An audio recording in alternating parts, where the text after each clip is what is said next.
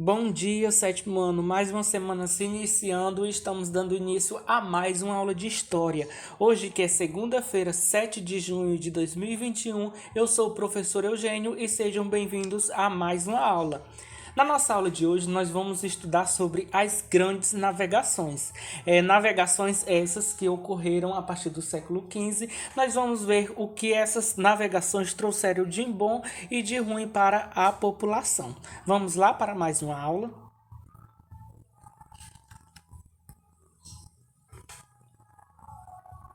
No século XV, os navegadores de Portugal e da Espanha foram pioneiros nas viagens marítimas de longa distância, feitos por europeus. Viajando pelo mundo, esses navegadores levaram consigo elementos de sua cultura, como o idioma, religião, hábitos, alimentos, roupas e várias outras coisas.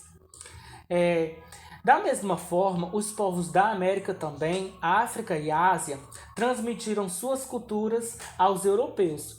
Essa relação entre povos de diferentes continentes gerou encontros e conflitos que marcaram a Idade Moderna e estão presentes até mesmo na nossa atualidade. Vamos ver que benefícios e que malefícios essas navegações e esses encontros trouxeram para nós.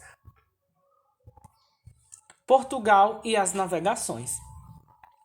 Financiados pelo Estado, os navegadores portugueses foram os primeiros a realizar viagens marítimas de longa distância no Oceano Atlântico nos tempos modernos. Segundo os historiadores, o pioneirismo português foi impulsionado por aspectos como: o primeiro deles é a experiência com navegação. Desde o século XIII, os portugueses participavam do comércio marítimo europeu e Lisboa foi se transformando em um dos portos mais movimentados da Europa. O segundo é a posição geográfica. Portugal contava com acesso livre ao Atlântico, bons ventos e correntes marítimas favoráveis à navegação. Isso contribuía muito para que a navegação deles não corresse tanto risco. O terceiro é a centralização política. Na época, Portugal já era um estado independente e unificado, com um governo capaz de financiar um projeto complexo e caro como a expansão marítima. E por fim, o quarto e último, nós temos o interesse de diversos grupos sociais. A expansão se tornou um projeto que despertou o interesse de comerciantes, nobres, membros da igreja e trabalhadores em Portugal. A expansão era uma oportunidade para acumular riquezas, adquirir prestígios, difundir a fé católica, buscar novos conhecimentos e melhorar a vida das pessoas. Conhecimento, fé e riqueza. Como vimos, existiam muitos interesses em jogo na expansão marítima. A busca por novos conhecimentos, por exemplo, estava ligada à curiosidade científica, ao desejo de aventurar e à vontade de investigar o mundo. Essas atitudes faziam parte da mentalidade renascentista. Durante a expansão, membros da Igreja Católica participaram ativamente da organização, do financiamento e da ação colonizadora. O interesse em difundir a fé católica poderia levar à conquista de novos fiéis. Já o interesse em acumular riquezas estava relacionado à negociação de produtos como o ouro, tecidos, madeiras e especiarias. Muitos desses produtos vinham do Oriente.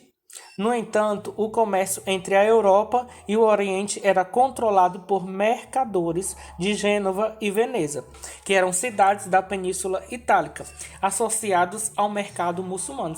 Aí nós temos só uma imagem sobre as especiarias, como anis estrelados, canela, noz mostardas e diferentes tipos de pimenta que eram considerados artigos de luxo nessa época. Os comerciantes italianos dominavam não apenas esse comércio, mas sobretudo as rotas do mar Mediterrâneo. Por isso, os portugueses investiram na descoberta de novas rotas marítimas para chegar ao Oriente. A rota encontrada era um longo caminho pelos oceanos Atlântico e Índico.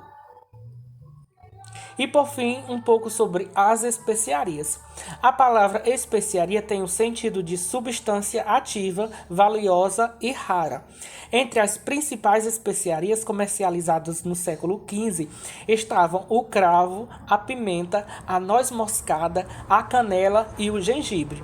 Elas eram utilizadas em temperos, remédios e perfumes. Como tempero, serviam para melhorar o sabor e o aroma dos alimentos, já que as técnicas de conservação da época eram bem precárias. Bom, gente, esse foi o nosso conteúdo de hoje. Espero que vocês tenham entendido alguma coisa. Agora vamos para o WhatsApp fazer nossa atividade do dia.